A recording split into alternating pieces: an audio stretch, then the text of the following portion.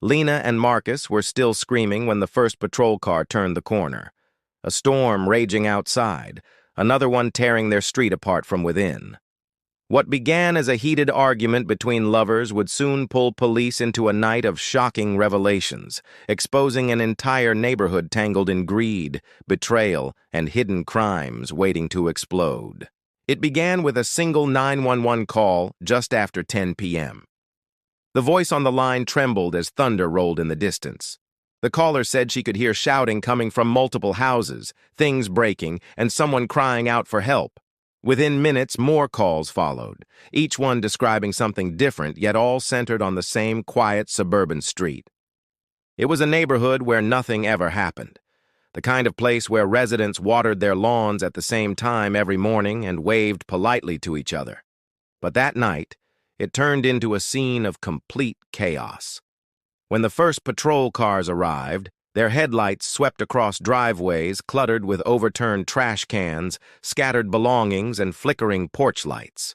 The air was tense, charged with both the storm overhead and the chaos brewing within the homes. Officers stepped out cautiously, hearing shouts echoing from multiple directions.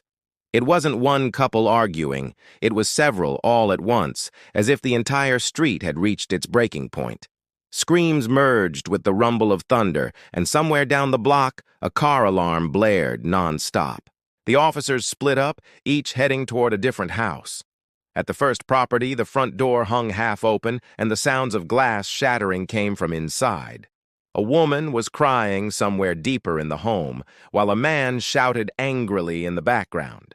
The living room looked ransacked, furniture overturned, and a TV smashed face down on the floor. The scene looked less like a domestic argument and more like a robbery gone wrong. As one officer checked the kitchen, his flashlight caught something strange, what looked like a stack of jewelry boxes, some empty, some full, and one crushed under a fallen chair. It was clear that whatever was happening wasn't just emotional chaos. It was mixed with desperation and secrets. Outside, things were no calmer. A few houses down, two people were screaming at each other in their front yard, soaked from the rain. Neighbors had gathered behind their windows, afraid to intervene but unable to look away. Lightning illuminated the street, showing faces tense with anger and fear. Police backup arrived, their flashing lights painting the night red and blue. Every officer knew this was more than a simple call for domestic disturbance.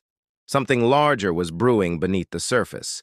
One officer radioed in that a woman had locked herself in a bathroom, claiming her partner had hidden something dangerous in the garage. Another reported that someone had fled into the storm, barefoot and carrying a duffel bag. The situation grew more confusing with every minute. Dispatch struggled to keep up as more reports came in, windows breaking, people screaming, and one caller insisting that a gunshot had been heard. By now, the entire street felt alive with tension. The rain pounded against the roofs, and officers shouted orders over the noise. Flashlights cut through the darkness as they tried to separate people, calm emotions, and find out what had triggered the chaos. Yet no one could give a clear answer. Each person had a different story. Accusations of theft, betrayal, infidelity, and lies. But one thing was certain. Something had snapped that night, and the quiet street that once felt safe had turned into a storm of secrets waiting to be uncovered. Inside the first house, the tension hung as thick as the humidity outside. Officers moved carefully through the mess, their boots crunching over shattered glass and broken picture frames. The kitchen looked like a hurricane had torn through it. Chairs overturned, drawers pulled out, and food scattered across the counters. It was clear that the fight had gone beyond words. In one corner, an officer noticed a large kitchen knife lying on the tile floor, streaked with something dark. The discovery set everyone on edge. The woman sitting near the refrigerator was trembling, holding a towel to her arm. Across the room, a man was being restrained by another officer, his shirt torn and his face red with rage. What caught the attention of the lead officer, though, was something out of place. Inside the open oven, a small metal box glinted under the flashlight beam. It was wedged between the racks as if someone had tried to hide it in a hurry. The officer carefully pulled it out, brushing away bits of ash and crumbs. When the lid opened, the contents told a story of their own. Rings, necklaces, and watches, all different styles and clearly from different owners. There were no receipts, no jewelry cases, just loose pieces hastily thrown together. When questioned, neither partner could explain where the jewelry had come from. Each blamed the other, both insisting they had found it only moments before the fight started. The more the police pressed, the more suspicious the scene became. It didn't feel like a random argument anymore. It felt like something criminal that had spiraled out of control. In the living room, a neighbor's voice echoed through the open door, yelling that the couple had been arguing about money for weeks. They had recently lost their jobs, and people had seen unfamiliar cars parked in their driveway late at night. Some thought they were selling things. Others whispered that they were stealing them. Now, with the jewelry box sitting on the counter, the suspicions felt more real than rumor. As officers began collecting evidence, one of them noticed a phone on the floor near the broken TV. The screen was cracked but still glowing faintly with a text message thread. The messages revealed a tense exchange about a missing envelope of cash and someone coming to collect.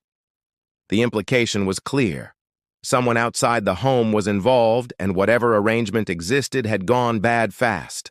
While paramedics treated the injured woman, police began photographing the house. The deeper they looked, the more inconsistencies appeared.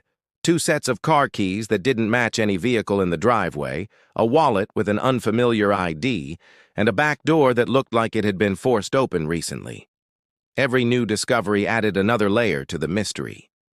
As rain continued to hammer against the windows, the atmosphere grew heavier.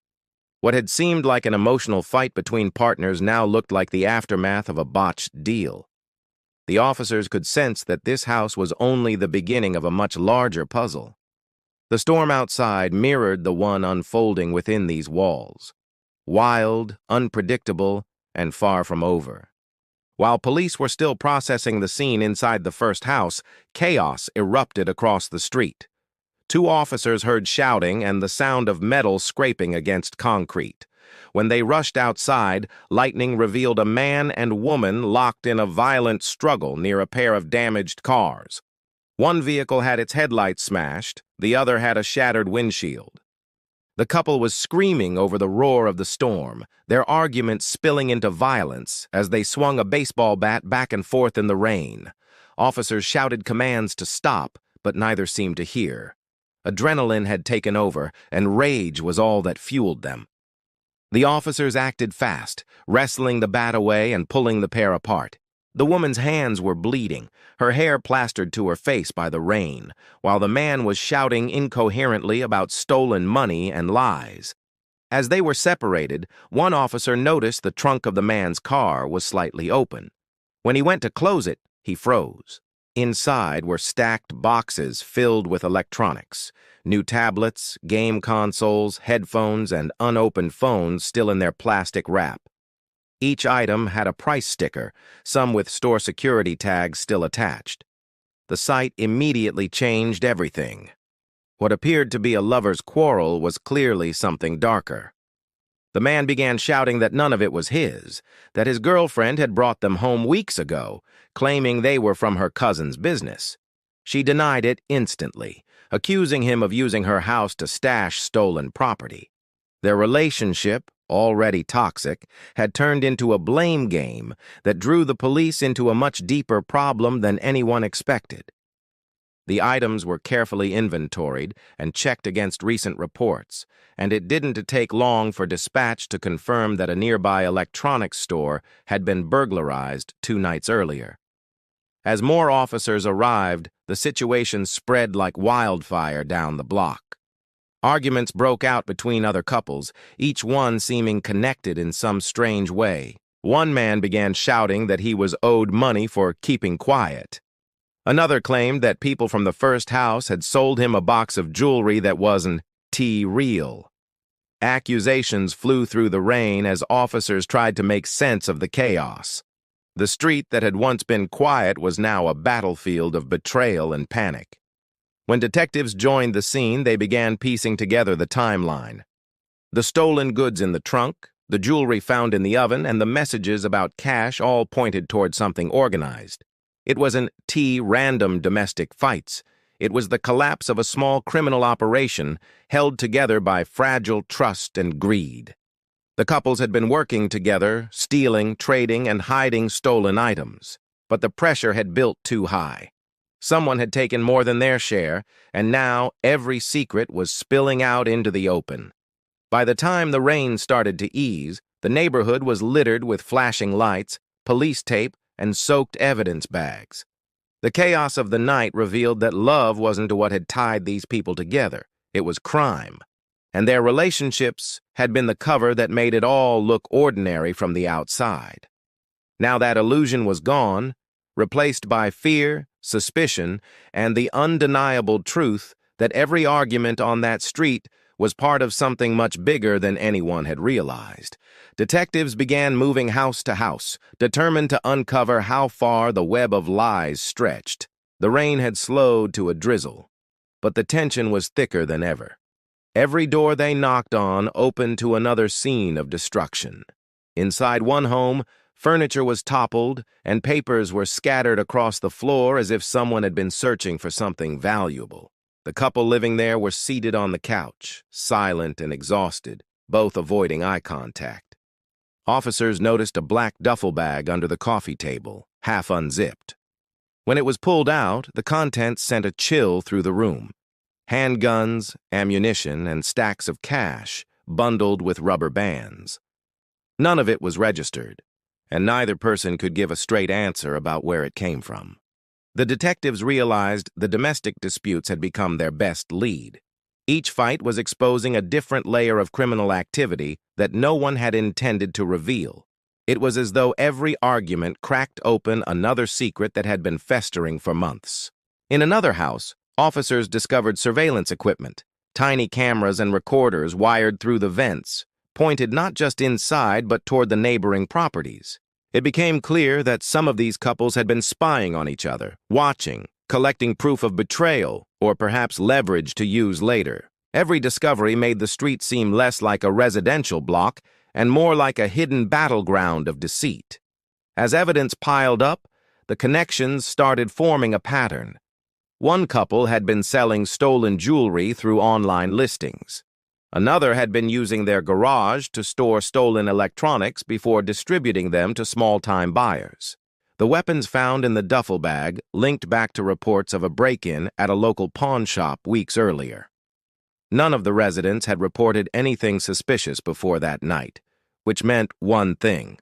They had all been protecting each other until the chaos tore it apart.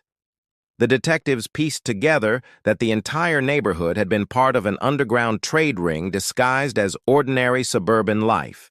They used their homes as drop points, their relationships as cover, and their mutual distrust as motivation to stay silent. But greed had finally broken the fragile alliance. Someone had taken money meant to be divided among them, someone else had hidden valuable stolen items, and the arguments that followed ignited a chain reaction that the police were now unraveling house by house. As night turned into early morning, the storm clouds drifted away, leaving the street covered in mud, broken glass, and flashing blue lights.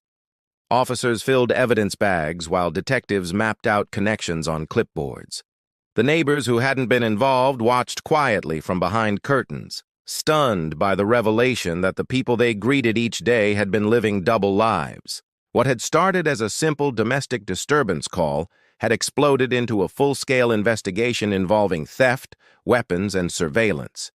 The peaceful illusion of the neighborhood had been shattered, replaced by a dark understanding that beneath its calm surface, a criminal network had thrived right under everyone's nose.